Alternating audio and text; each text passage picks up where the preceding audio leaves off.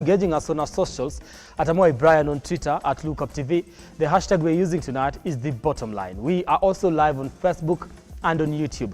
So be sure to send your feedback on those particular social platforms, and I'll be able to sample some of it as we continue with the program tonight. Our sign language interpreter is Josephine Ouko. But first, these are the top stories tonight.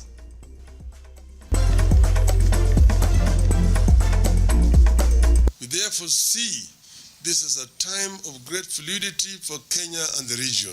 Tonight on The Bottom Line, azimio leader Raila Odinga blames President William Ruto's government for poor economic policies leading to the agonizing high cost of living.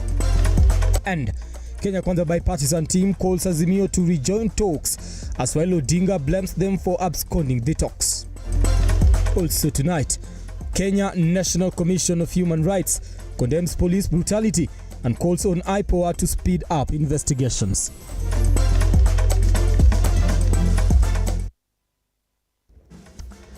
All right, now let's start the program tonight. Azimio Chief Raila Odinga now claims that Tanzania's President Samia Suluhu came into the country 2 weeks ago to mediate over the bipartisan talks with the Kenya Kwanza faction. Raila said Suluhu was left hanging for the 2 days she was in the country and no mediation of the bipartisan talks took place. The ODM party leader spoke on Tuesday while addressing the international media on the crisis the country is currently in. So, one question per journalist, please. Let's stick to that. You there? Yes, Halima. Please introduce yourself. For the first time, Azimio leader Raila Odinga has outrightly spoken on attempts to restore peace in the country, saying Tanzania President Samia Suluhu came to Kenya on a visit to try and mediate over the talks between him and President Ruto. I can now say it here, that the president from Tanzania came here 2 weeks ago at the invitation of President Ruto to mediate, and she was kept waiting, not from our side. We were available, but the other side was not available. She spent 2 nights here, and it was all in vain. Other people have tried. Right now I know the other people. The Azimio chief claimed there have been more people who have tried to mediate the talks, but President William Ruto has refused. So he basically knows what he wants. I myself have said I'm ready to sit with other people to discuss these issues. He is actually pretending, is living in delusion that we don't have a crisis. But we have a serious crisis that requires patriotism to resolve. We have said ourselves that we don't want they have the loaf. The other times I talk about Nusumukati. We don't want any part in this government. We say that very clearly. But we said that people who voted for Azimio are Kenyans. They are entitled to opportunities in the country. When we are hiring public servants, civil servants, or promoting them, there should be no discrimination, because communities where these people come from also pay taxes. But they have been bypassed. Most of them have been sacked. Suluhu was meant to mediate over the political standoff between President William Ruto and Raila Odinga. Raila insisted that Kenya is in a serious crisis that requires patriotism to resolve. Weighing in on the state of the nation, the opposition chief acknowledged that the high cost of living is not exclusively a Kenyan problem, but Kenya is the only country that adopted punitive containment measures that are hurtful to its people. In favor of the act, polls still showed that the majority of Kenyans did not like it, but the executive proceeded and imposed punitive taxes. We are aware that the rising cost of living is not limited to Kenya. We also know the country has debts to pay. But we know no country that responded to high cost of living by raising taxes the way Kenya did. Nearly all other countries embrace policies that ease the pain. Kenya embraced policies that worsen the pain. And I'm talking to you as somebody who has run a government. The government had the option to request for debt relief in the form of highly concessional rescheduling of external and domestic public debt, including the debt owed to China. Kenya could have pursued comparable treatment of commercial debt. It chose to burden citizens with taxes. Odinga also spoke on his plan to launch funds that will help to support the victims of the demonstrations in the country.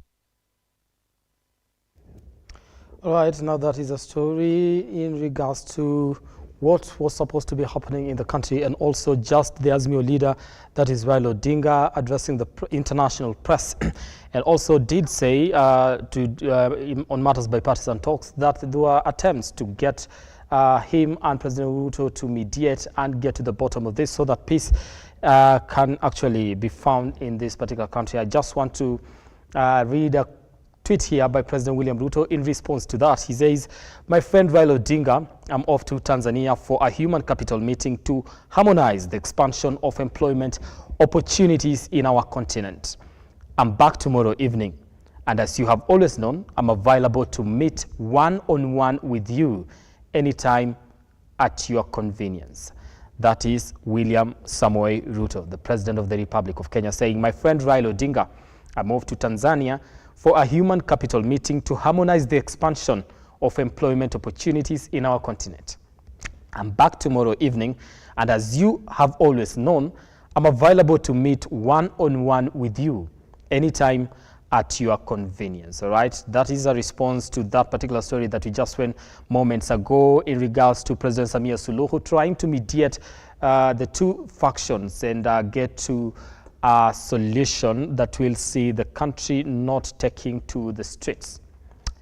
Moving on, as pressure mounts on the government and the opposition coalition to resume the bipartisan talks, the teams representing the two camps continue to blame each other for the stalled talks, while Kenya Kwanza maintains it has always been ready for the bipartisan talks, accusing their counterparts of frustrating the process.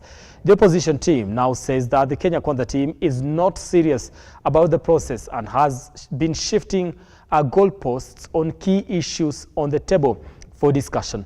Our reporter Henry Tende now looks at the standoff in the process meant to guarantee peace in the country and files the following reports.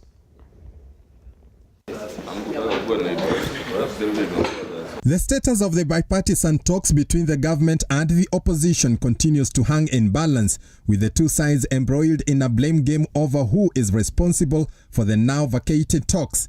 In an address to the media, Kenya Kwanza holds it has always been ready for the talks, but their counterparts in Azimio have been frustrating the process. It is important that we embrace dialogue, and this is why the Kenya Kwanza side of the coalition has come this afternoon to make an announcement that we have always been ready.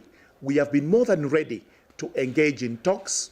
We were in the middle of those talks when the Azimio side pulled off their talks, suspended the talks, but it's fortunate that there has been no dissolution. There was only a suspension, and we are back. But according to Azimio team, the statement by Kenya Kwanza is a total misrepresentation of facts about the process. Raila's team insists the government side has always demonstrated lack of seriousness in the bipartisan talks from the word go. We agreed as a team to stop the process of recruitment of IEBC commissioners. We also agreed to address the IEBC and ask them to preserve the servers as we continue with the talks. We did the letters, I signed my part, sent them to our colleagues. They have never signed to date. That is a demonstration of bad faith. Otiende is adamant the Kenya Kwanza team is not willing to engage on all issues of concern as tabled by the two teams, and that the government side has proposed talks only on the issue of IEBC reconstitution, dismissing all other issues. At the stage at which they collapsed, their side had identified 11 issues. We had identified 8. How would you then say, let us reconstitute for only discussion on one thing?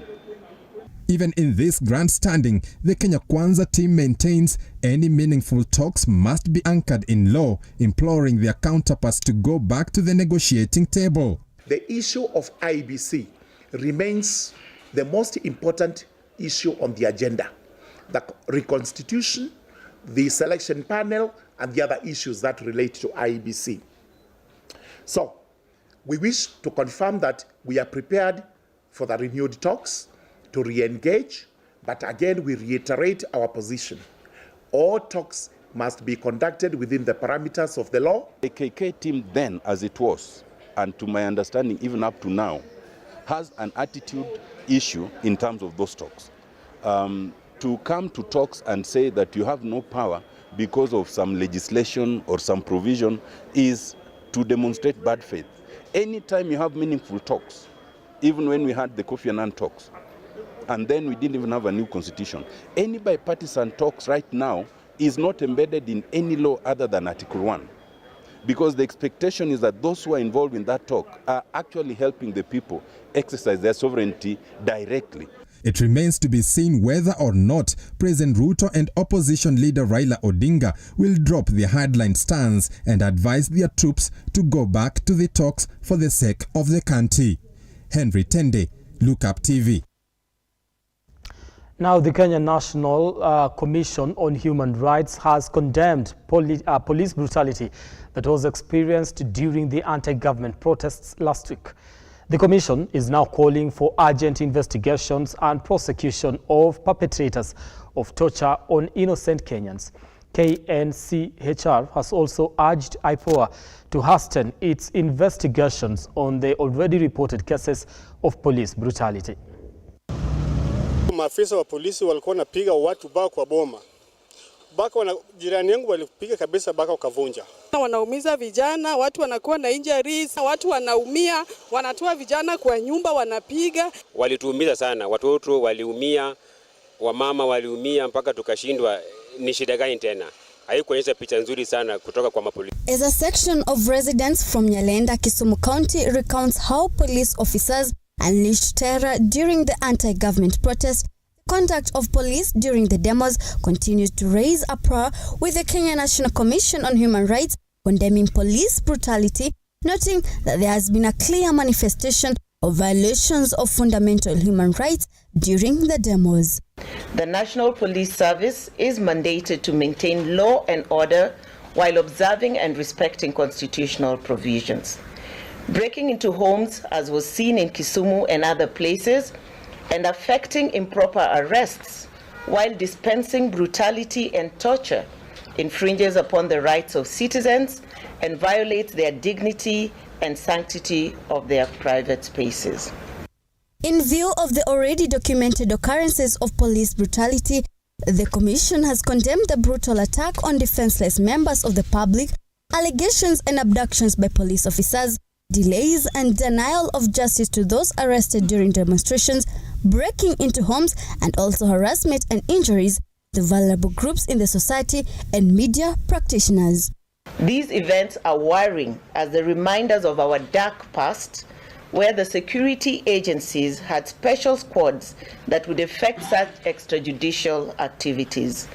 Such practices violate fundamental human rights and erode trust between the police, the state, and its citizens. The Commission has also called for the government to intervene and guarantee protection to citizens and journalists exercising their freedom of communication and access to information, justice to all citizens arrested and detained during demonstrations, as well as conduct investigations on allegations of abductions and infiltrations of police officers in media circles for the purpose of arresting demonstrators. The Commission urges the government to ensure the protection of the judicial spaces and uphold the independence of that judiciary, allowing citizens and journalists to exercise their right to freedom of expression and access to information without fear of intimidation or reprisals.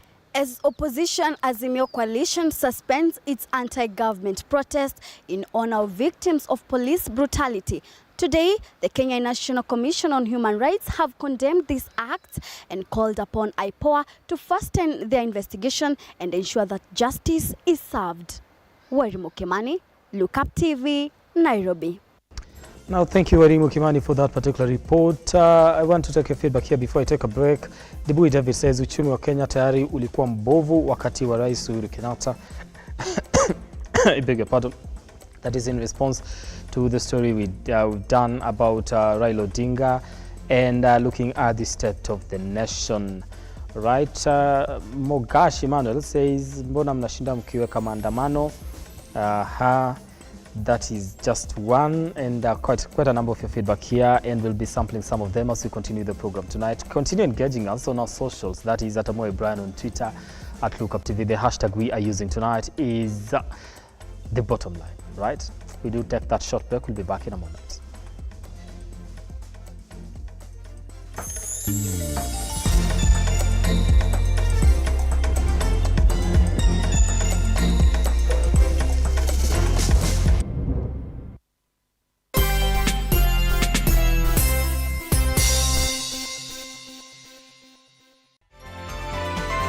Infinity Industrial Park is one of the largest private industrial parks located along Eastern Bypass, Nairobi, which provides modern infrastructure for smooth operations for industries and business enterprises. Infinity Industrial Park offers world-class amenities and facilities with wide roads, a police station, a power substation, fire station, public transport stage, hospital, and shopping mall. In addition, Infinity Industrial Park also offers CCTV cameras, 24-hour private armed security patrol, sewer, water, fiber optic cable, and 3-phase power connection, added to public utility, canteen, and dining areas. Sail on the golden opportunity to invest in Infinity Industrial Park fully serviced warehouses at a special price of 3,569 Kenyan shillings per square foot. For more inquiries, visit our website infinityindustrialpark.com.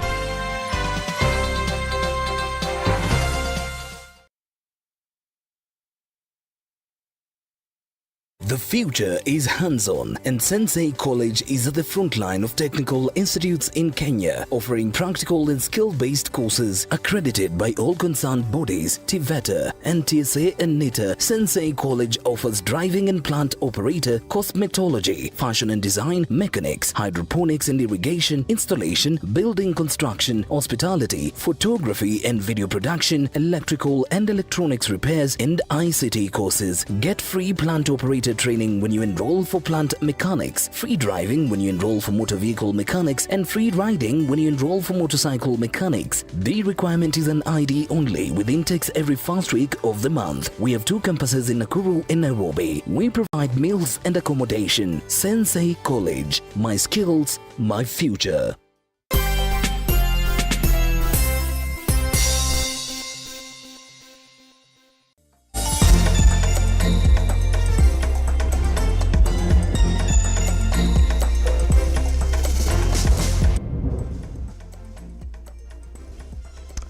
All right, thank you so much for staying with us here on the bottom line. Let's continue with the program tonight.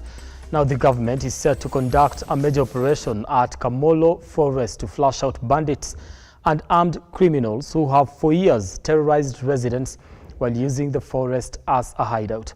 Speaking in Elgeyo Marakwet, Interior CS Kithure Kindiki said that criminals will be pursued individually and no community will be condemned by the National Security Agency.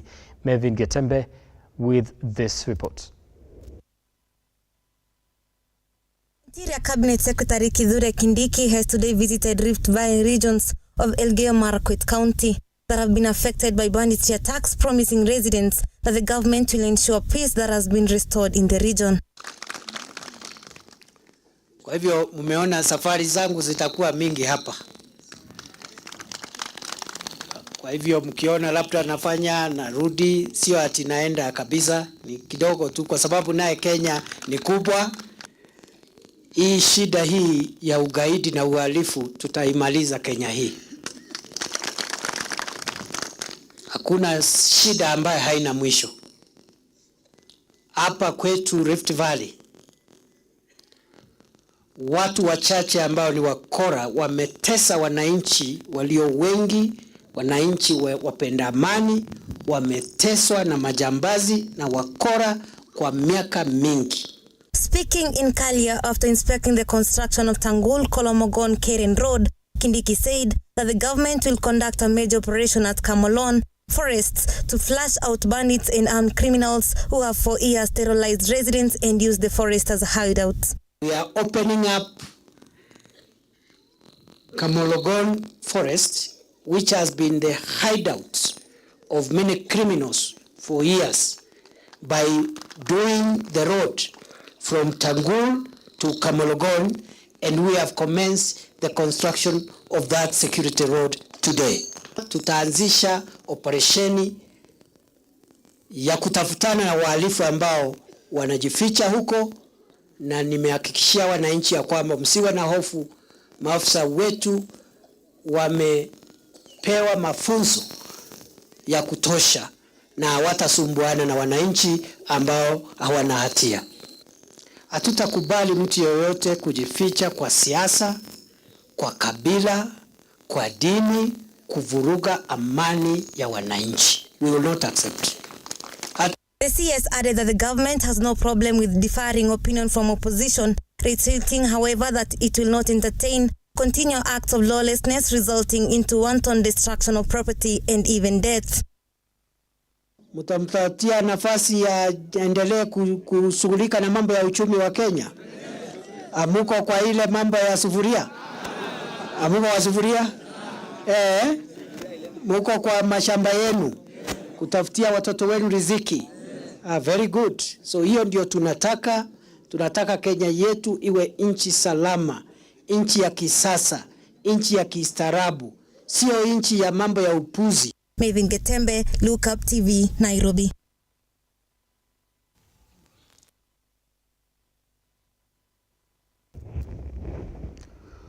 All right, now let's continue with the program tonight. Now, the Kenya Medical Supply Authority, KEMSA, has acknowledged there was negligence in the award of tender for the supply of long-lasting insecticide nets.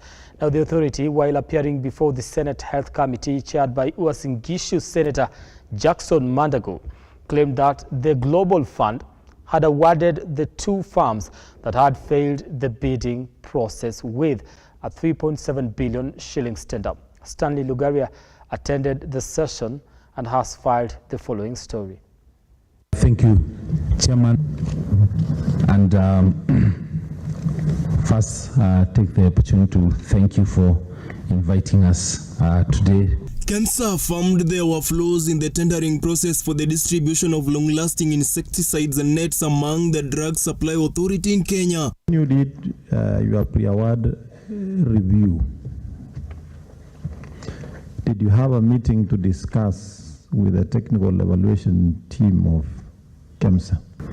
So I wanted to respond in terms of the technical evaluation of the polyethylene nets bids.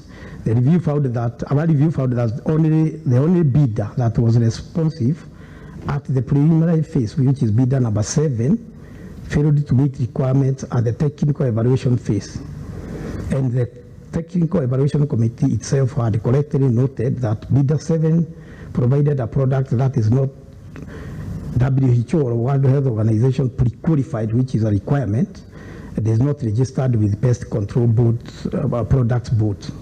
So ideally should not have proceeded. The officials appearing before the Senate Committee on the Health led by Uasin Gishu Senator Jackson Mandago had a difficult time explaining to the committee how the process of granting two companies the 3.7 billion shillings bid, even after the said companies failed in the shortlisting process for the award of the tender by Global Fund. You are asking us to refer to Global Fund pre-award report. Yeah. Yes. Are you telling us that your position is the position of Global Fund. That's correct. And as you know, as the CEO came after this whole matter had been and our submissions as such. From KEMSA hereby. Chairman, so are you saying what you are going to submit you are not? Because I can see you are backed up by a team that has been in KEMSA for years. Yes, that's what I said. Just the CEO and the board, but the team, you cannot inherit only assets. You must also inherit liabilities and problems. So please proceed knowingly that you are squarely responsible as a board and the CEO and the management.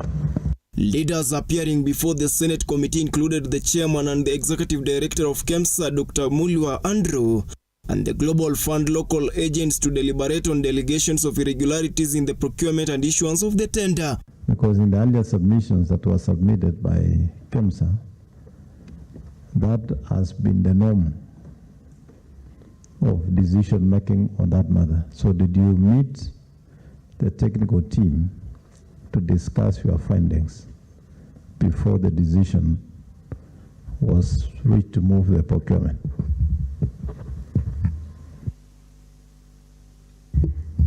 And question number 2, so that I don't forget, during the course of this procurement, did you have any discussion with the National Treasury coordinating team?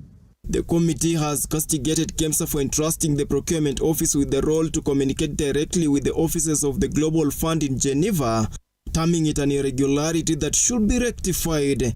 KEMSA on its part confirmed the tender process was a weakness on its side and promised to correct it. The tender was through an open international tender procedure on activities that took place during preparation of tender document, clarifications, communication between KEMSA and the National Treasury on various clarifications is under Annex 3. Then meeting to discuss drop-off points and delivery.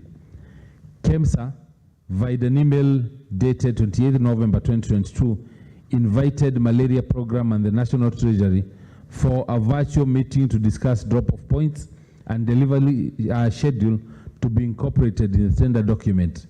Global Fund rejected the billions of money bid that was awarded by KEMSA to the two companies to distribute 10.2 million nets from November this year to July next year as part of the fight against malaria after fears of flaws in the process of allocation of the tender to the two companies. Stanley Lugaria, Lookuptv.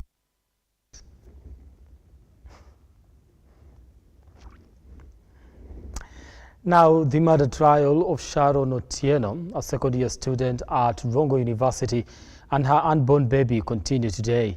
And as Ian Ketani reports, the suspects, including former Migori Governor Okoth Obado, appeared in court with the prosecution arguing that Otieno received death threats prior to her death.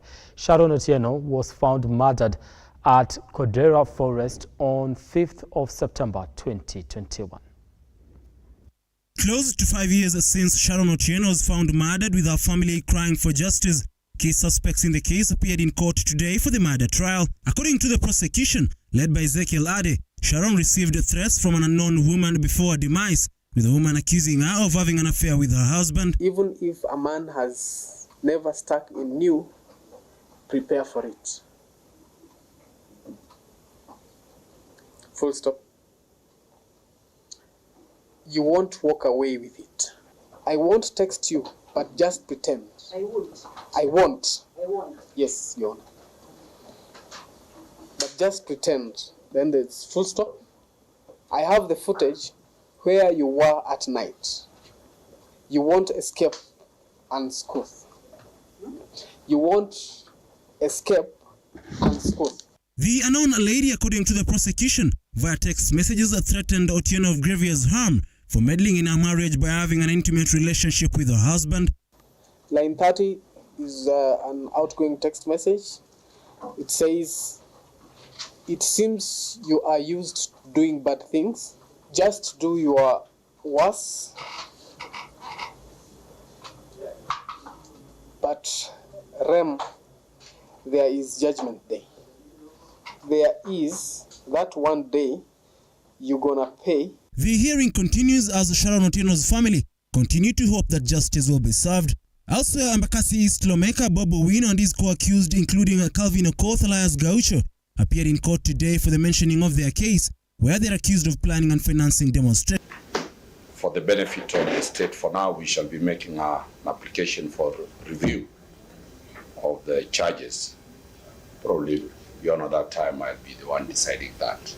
But for now, we'll be making that application to them. With Calvin Okoth accusing the police of assaulting him, Presiding Magistrate Esther Kimele urged the vocal opposition supporter to file a complaint in any police station or before the Independent Police Oversight Authority. The accused took a swipe at the government over their illegal arrest and detention, with Bob Owino calling out the police for keeping their personal items without their consent. Tuliwekwa katika cell ambayo inasemwa kwamba ni false imprisonment kwa sababu hatukuambiwa ni kwa nini tulishikwa, na tukapelekwa mahali tofauti hapa nchini Kenya. Kama unashikwa hapa Jomo Kenyatta International Airport, inafaa upelekwe the nearest police station ambayo iko hapo airport. Mimi walinitoa kutoka airport saa 3 usiku. Wamenifunga pingu kwa mkono, kisha wakanifunga macho kwa kutumia kitambaa black, alafu wakaniingiza ndani ya boot. And I'm telling you, for every other police officer who is mistreating us, we are marking you. We are noting you. We will do the same thing you are doing to us. And I'm telling you, we will do the same things you are doing to us. You stole our phones. Our phones haven't been released up to now. Why am I saying stealing? Because you took our phones without our consent, and that is stealing. The case will be mentioned on the 3rd of next month. Ian Keitani, Lookuptv.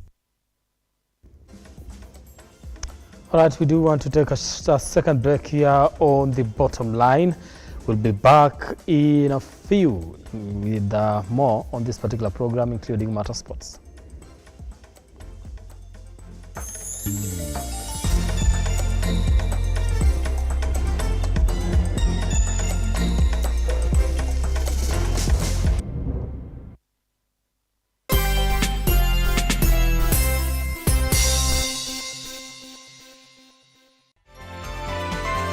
Infinity Industrial Park is one of the largest private industrial parks located along Eastern Bypass, Nairobi, which provides modern infrastructure for smooth operations for industries and business enterprises. Infinity Industrial Park offers world-class amenities and facilities with wide roads, a police station, a power substation, fire station, public transport stage, hospital, and shopping mall. In addition, Infinity Industrial Park also offers CCTV cameras, 24-hour private armed security patrol, sewer, water, fiber optic cable, and 3-phase power connection, added to public utility, canteen, and dining areas. Sail on the golden opportunity to invest in Infinity Industrial Park fully serviced warehouses at a special price of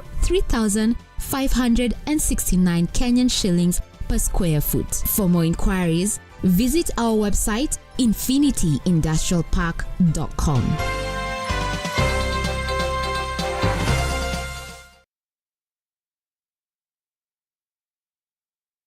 The county government of Nyeri, with approval of His Excellency the Governor, Mutahi Kahiga, has granted 100% waiver on all interest and penalty accrued on all outstanding land rates. Property owners in Nyeri County are advised to take advantage of the waiver period that starts from 30th June 2023 and ends on 28th July 2023 on condition that the principal rates are paid in full.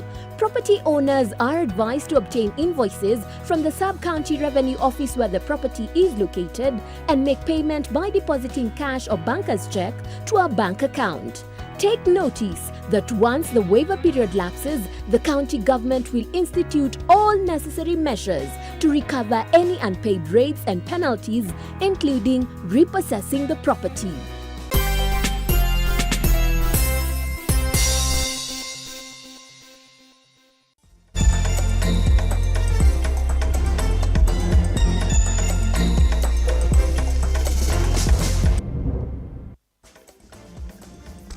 Now welcome back. Ambassadors, high commissioners and their deputies will soon be required to sign a 2-year memorandum of understanding committing to targets set by the government in a bid to monitor their performance.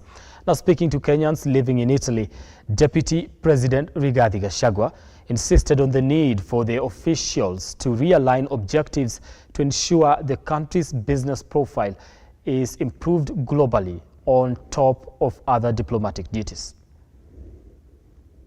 Embassy has been really instrumental. The Kenyan embassy. Speaking while he met Kenyans living in Italy, the deputy president stated that the government representatives would be properly briefed so as to realign the objectives to focus on marketing the nation's leading produce and hold discussions with host countries on how to get the best deals. All these ambassadors are going to market Kenyan produce and discuss with the host country, with the business community, and get the best deal for our products. We are going to sign with the ambassadors a 2-year MOU. We want to move away from the traditional diplomacy of attending meetings, cocktails, barbecue. That's okay, 30% only.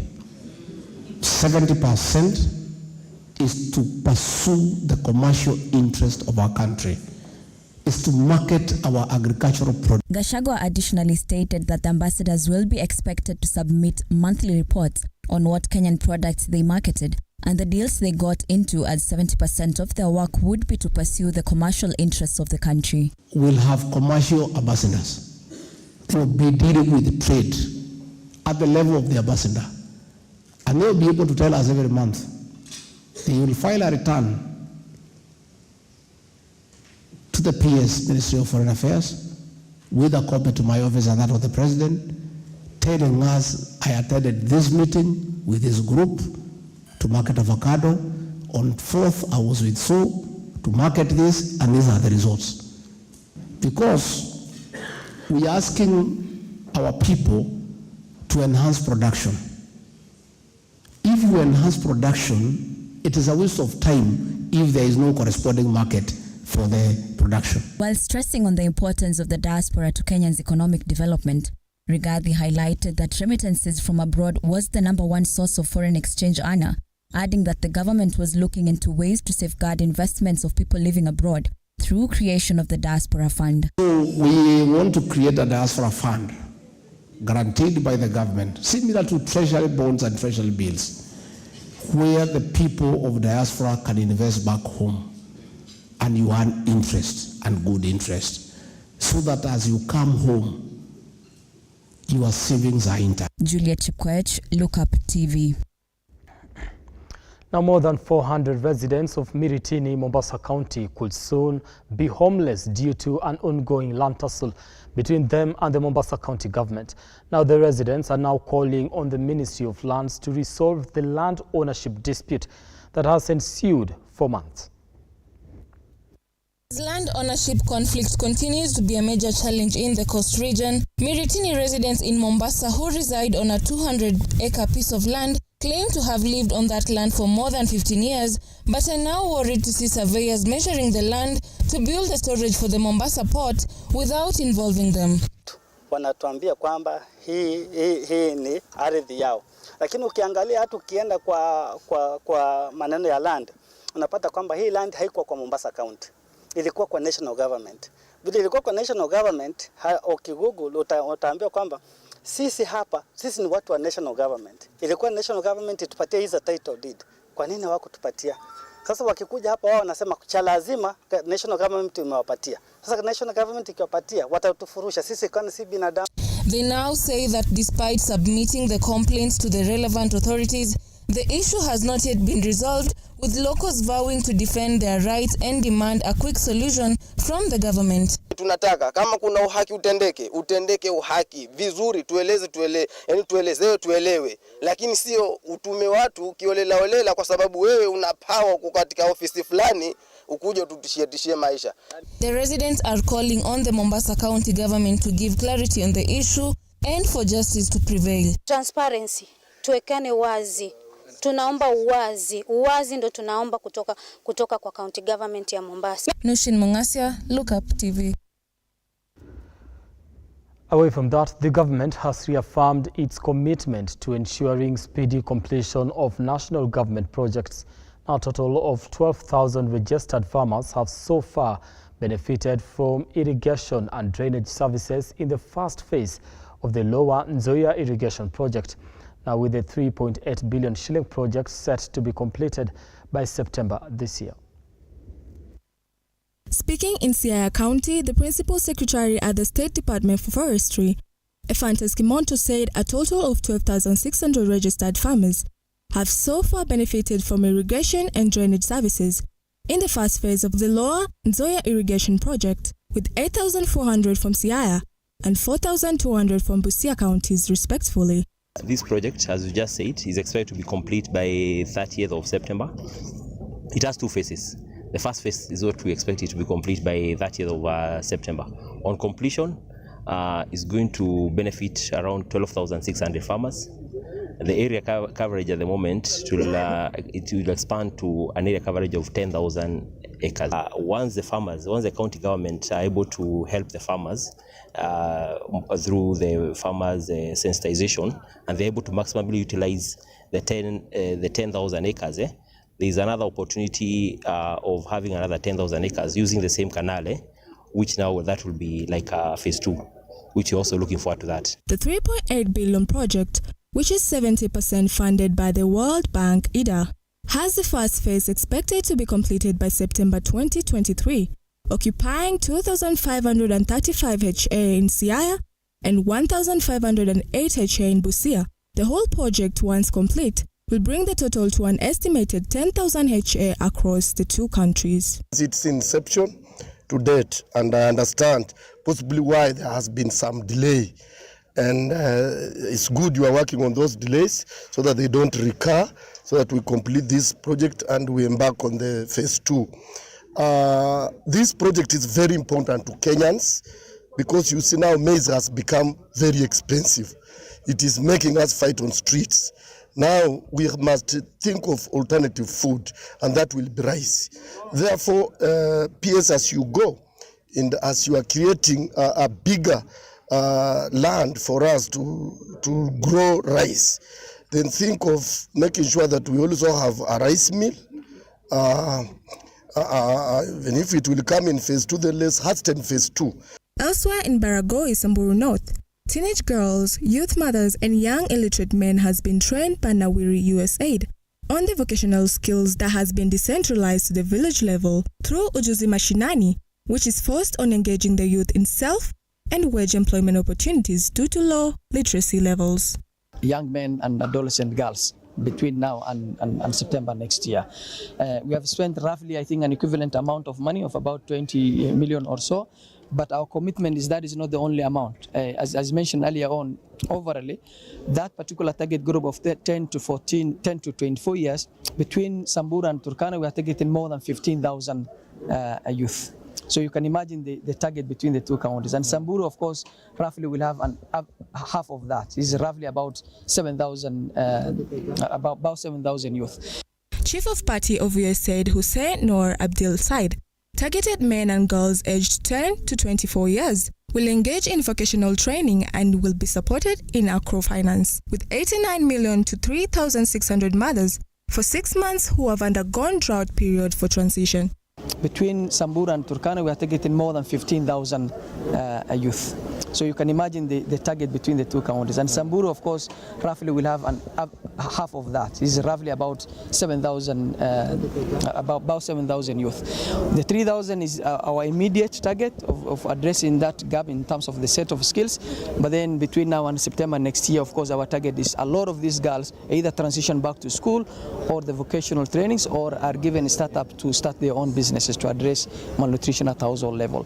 Finally, elders from the various ethnic communities living in Isiolo County has hailed President William RUTO for inclusion of people from the region in government through state appointments. Na hakuna rais ambaye aliona mbeleni sisi tumewacha nyuma. Na wewe ndio umetambua tumewacha nyuma. Shukran sana kwa hayo yote umenena.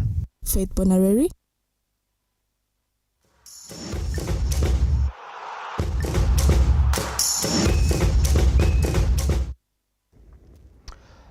All right, time to get sporty tonight. Kenya national under-20 rugby team, Chipu, has registered its first win in the World Under-20 Rugby Trophy held in Nyayo National Stadium. Now, Chipu trounced Hong Kong, China, 22 points to 16 in Group B clash today. Now, by finishing in third position in the group, Chipu will now face Zimbabwe. I'm feeling great. It's my first win. I'm really grateful. My first win against Hong Kong, against such a tournament. It's really feeling great. We've been improving since match day one. So in each game, from Samoa, Spain, now Hong Kong, we've been improving. So I guess the boys just needed that exposure. So if we can get more experience on more tougher games, yeah, it's a very promising setup. And so far, as a team throughout this campaign, we've progressed so much. From our first game back in our training camp in Amsterdam to the game today, there's so much growth. And today we really wanted to show it. And, I think we did. We played good. But the home side, Kenya, they just played that little bit better on the day and they got the win today. We just didn't capitalise on the opportunities we had. We got down into their 22. We played good footy through the field. But, under the pressure, when we had a scoring opportunity, we didn't quite execute.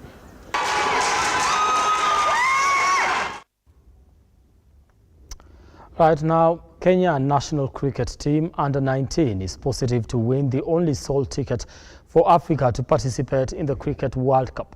Now, the team, led by experienced coach Josephat Irungu, saw their points shared with the host Tanzania in the opening match, which was suspended due to harsh climate in Dar es Salaam. Only one team will get the World Cup ticket in the ongoing qualifier in Tanzania.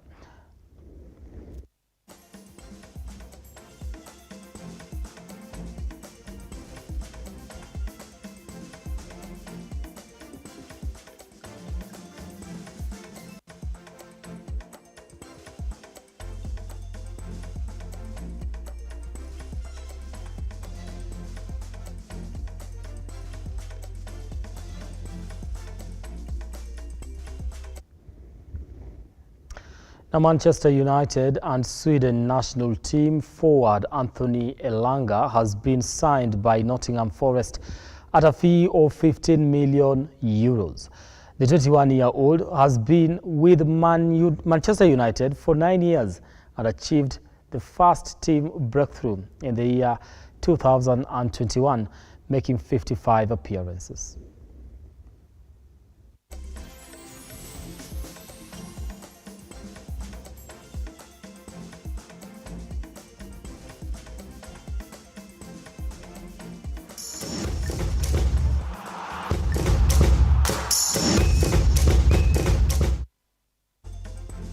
All right, time to call it a night here. But before we do that, let me see what you're saying on Facebook. That one I'm not going to read. Okay, thank you for your feedback, though. We do appreciate that. Don't take it for granted.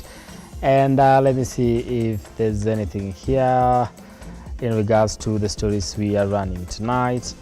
Right, Vincent Midiaga says it's of no use to the talks that don't add anything to the many Kenyans' life. This is in regards to the story that we did about the bipartisan talks stalemate. Okay, something else that you're saying, I believe, yes, the rest I had read earlier on. Okay, yes, thank you so much for your time and making time for the program tonight. This has been The Bottom Line. My name is Brian Amuai. On behalf of everyone that has made it a success tonight, I do want to thank you so much for watching. We don't take that for granted. Our sign language interpreter tonight has been Josephine Ouko, and the whole team behind this, we say good night to you. Let's do this again next time. Have yourselves a lovely night.